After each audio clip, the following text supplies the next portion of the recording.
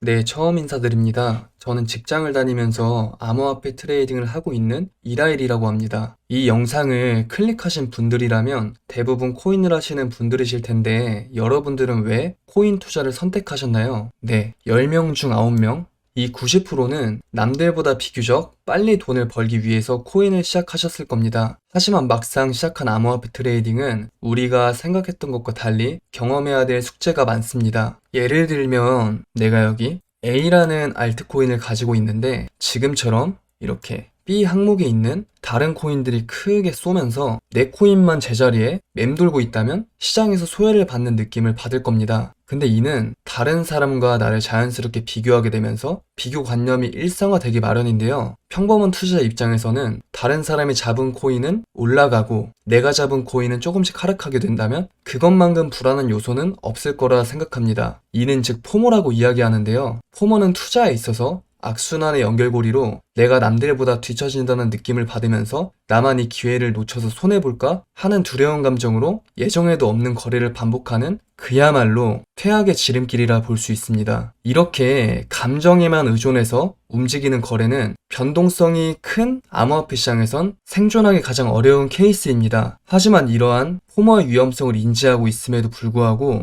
사람들은 기존의 손실을 메꾸기 위해 혹은 남들보다 더 빠른 속도로 돈을 벌고 싶은 마음에 다음과 같은 선택을 하게 됩니다. 이는 대부분 알고 있는 선물 거래인데요. 선물 거래는 주식시장뿐만 아니라 암호화폐 시장에서도 레버리지를 활용한 거래가 가능합니다. 여기서 우리가 말하는 레버리지란 내가 100만 원으로 10배 레버리지를 쓰게 되면 1000만 원의 거래를 할 수 있고 레버리지 100배 거래를 사용하게 된다면 1억 원의 거래를 할 수 있는 장점이 있습니다. 하지만 선물 거래는 장점만 존재하는 것은 아닙니다. 10배 레버리지 기준 10%가 상승하면 투자 원금의 2배가 될 수 있지만 반대로 마이너스 10%가 찍히게 된다면 투자 원금이 모두 소멸될 수가 있습니다. 이는 여기서 청산으로 이야기하는데요. 이러한 레버리지 특징을 가지고 있는 선물 거래는 방향성만 잘 적중한다면 고작 한 번에서 두 번의 거래로도 투자금을 배로 불릴 수 있는 이점이 있습니다. 그렇기에 기존의 알트코인이나 비트코인 거래를 했던 포모를 느낀 투자자들은 선물 거래를 시작하기 마련인데요. 하지만 여기서 우리가 간과하고 있는 것은 95% 이상의 사람들이 선물 거래를 통해 돈을 잃고 있다는 겁니다. 이 뜻은 100명이 거래한다고 하면은 95명이 돈을 잃고 5명만 생존하는 건데요. 여기서 사람들이 돈을 잃는 이유는 무엇일까? 이 요점을 우리가 들어가 보면은 제일 첫 번째로 사람들은 손절을 두려워합니다. 사실 이것이 오늘 내용의 핵심이고 가장 중요하다고 볼 수 있는데요. 현물 거래를 통해 손절을 잘 치던 사람들도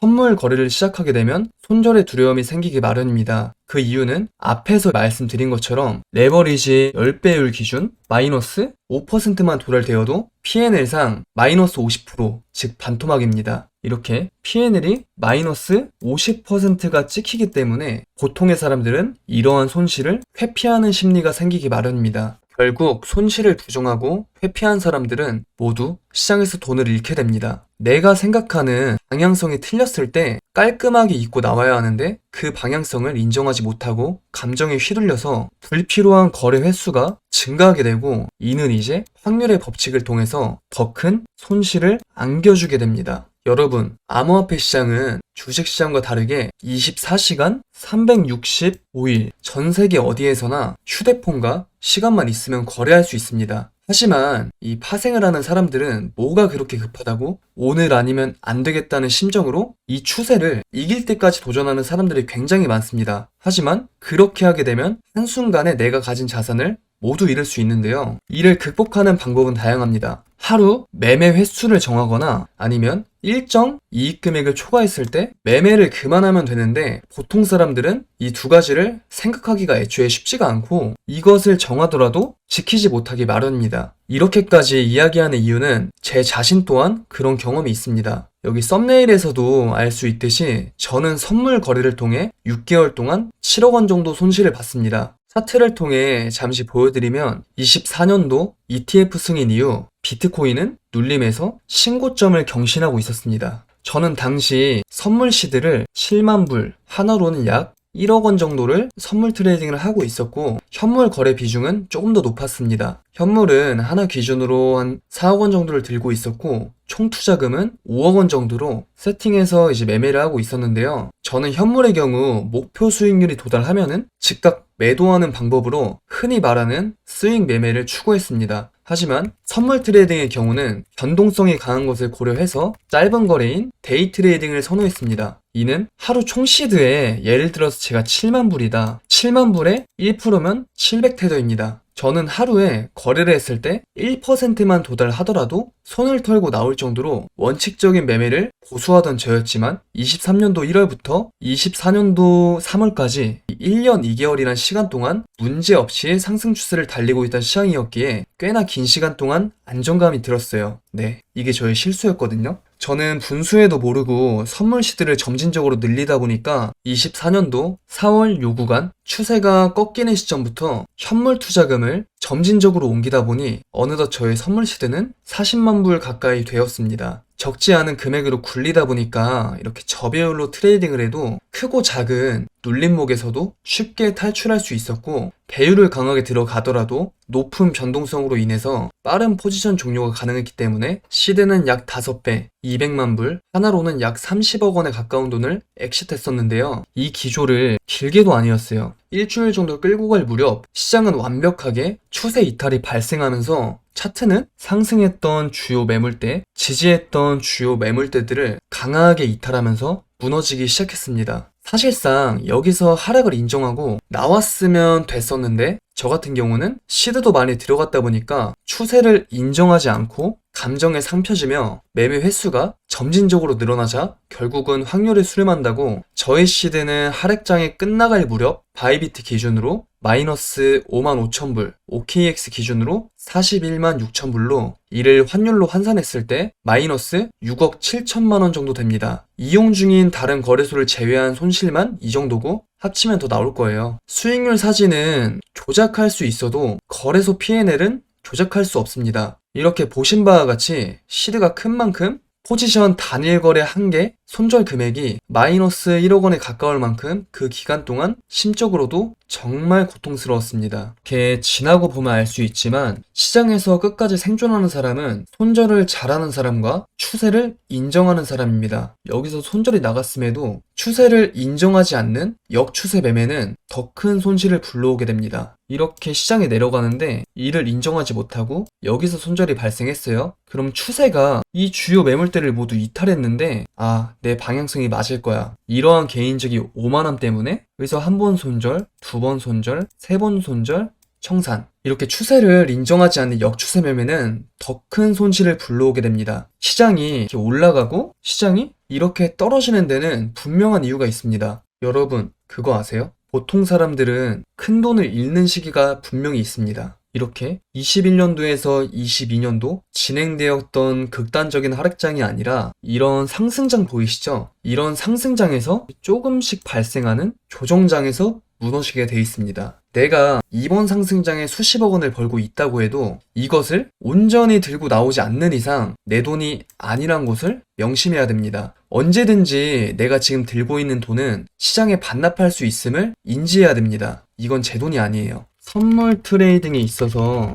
첫 번째는 손절, 두 번째는 출금화로 생각하고 있습니다. 이 출금은 말이 쉽지 습관적으로 진행하는 사람은 많이 없을 거예요. 내가 오늘 100만 원으로 200만 원을 벌었으면은 80만 원을 빼고 120만 원으로 거래하면 이 돈이 반토막이 나도 손실이 아닙니다. 왜? 이미 여기서 출금을 했잖아요. 120만 원에서 반토막이 나면 60만 원. 내가 출금한 돈은 80만 원. 이미 내가 수익 보고 확정지어서 출금한 금액은 수익금의 80%이기 때문에 손실이 아니라 명확하게 수익입니다. 이렇듯 주 단위 혹은 월 단위로 본인만의 계획을 세워서 출금하는 습관을 가져보세요. 출금하는 습관만 길러도 시장에서 퇴학당할 일은 없습니다. 제가 장담할게요. 사람들이 알면서 가장 못하는 것이 이 출금입니다. 이 출금이 익숙해진다면 심리적인 부담이 확실히 적을 수밖에 없기 때문에 매일 온전한 컨디션으로 트레이딩을 할 수 있습니다. 여러분, 지금부터 중요한 말씀을 드릴 건데요. 잘 들으셔야 됩니다. 선물 거래를 하고 계시거나 앞으로 계획 중이신가요? 그러면 이거 하나만 기억하세요. 파생시장은 사소한 감정에 휘둘리고 내가 가진 금액에 만족하지 못하거나 원칙적인 계획이 없다면 결국 돈을 잃게 돼 있습니다.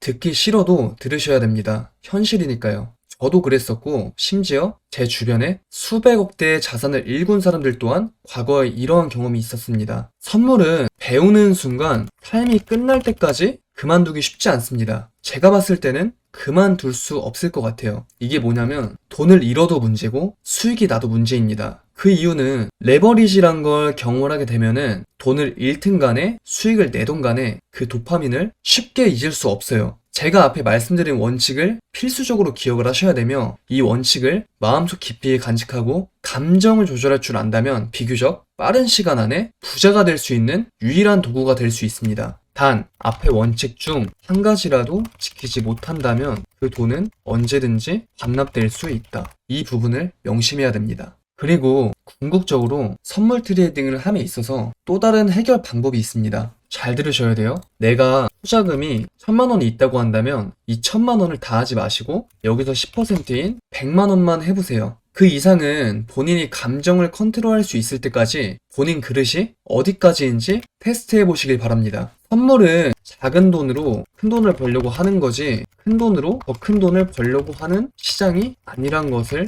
명심해야 합니다. 저는 작년 4월부터 10월까지 6개월이란 시간 동안 7억 원을 파생해서 잃었습니다. 하지만 저는 이미 시작한 파생시장은 절대 벗어날 수 없다는 것을 인정하고 오로지 생존을 하는 것에만 목표를 두어서 조금 먹더라도 절제하는 습관, 즉 손절이 나갔을 때 방향성을 틀렸다는 것을 인정하는 습관을 체득한 결과 6개월이 지난 현재 파생해서 잃었던 돈을 모두 복구하고 현재는 큰 욕심 없이 복리 수익을 쌓아가며 지금 일상을 만족하고 있습니다. 이달 정상만 보더라도 약 13만 불 정도 됩니다. 더하면 더할 수 있지만 더하지 않습니다. 저만의 원칙이 있으니까요. 선물 거래는 단거리 육상 경기가 아니라 목표 지점까지 오랜 기간 뛰어야 하는 장거리 마라톤입니다. 시장에서 오늘 당장 무언가를 만들어야겠다는 생각은 버리셔야 됩니다. 잠깐이야 초심자의 행운 혹은 운이 좋아가지고 파생해서 큰 돈은 벌 수 있어요. 하지만 절대 그 돈을 벌었다고 해서 자만하시면 안 됩니다. 이 시장에서는 특히 파생에선 자만하는 것만큼